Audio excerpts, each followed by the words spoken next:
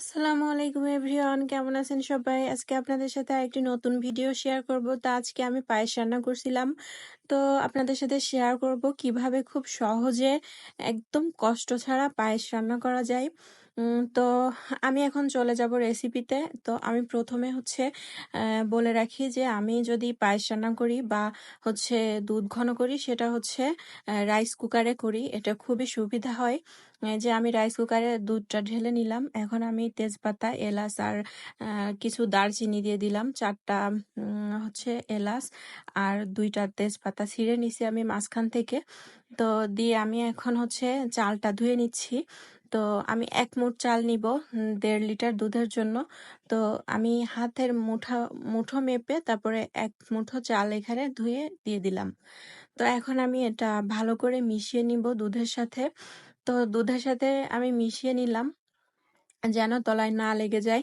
তো প্রথমে যখন চালটা দিয়ে দিব তখন একটু নেড়ে নিতে হবে। তারপর আমি এই যে 20 মিনিট পর আসছি।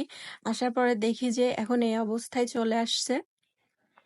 এখনো আমি চিনি দেই নাই। তো এখানে কেউ ইচ্ছা করলে গুঁড়ো দিতে পারেন, বাদাম কিশমিশ দিতে পারেন। তো আমি বাদাম কিশমিশটা বেশি পছন্দ করি না পায়েস সেমাইয়ের মধ্যে, এজন্য আমি বেশি দেই নাই এখানে। পরে আমি যখন সার্ভ করব তখন উপর থেকে একটু দিয়ে নিব।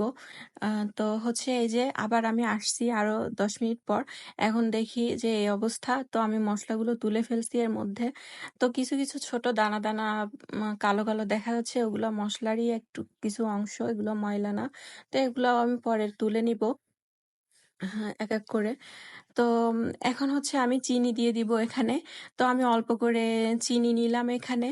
আমি 6 চা চামচের মতো এখানে চিনি দিছি। তো 2 বার করে আমি দিছি। তো এখন আমি ভালো করে এটা মিশিয়ে নিচ্ছি চিনিটা। মিশিয়ে নিয়ে এখন আমি এখানে দাঁড়িয়ে থেকে 5 মিনিটের মতো এটা কন্টিনিউ আমি নাড়তে থাকতে হবে। এখন এই পর্যায়ে চিনি দেওয়ার পরে যদি কন্টিনিউ না নাড়া হয় তাহলে নিচে লেগে যেতে পারে। এই জন্য যাতে নিচে না লাগে, তাই এখানে দাঁড়িয়ে থেকে 5 মিনিট কন্টিনিউ জাস্ট নাড়তে হবে। তো আমি কন্টিনিউ নেড়ে নেড়ে এটাকে একদম ঘন করে নিচ্ছি। মানে আমি যে টেক্সচারটা চাই সেরকম করে নিচ্ছি। তো এই যে আমার হয়ে গেছে। তো সবাই ভালো থাকবেন। আল্লাহ হাফেজ অ্যান্ড আসসালামু আলাইকুম।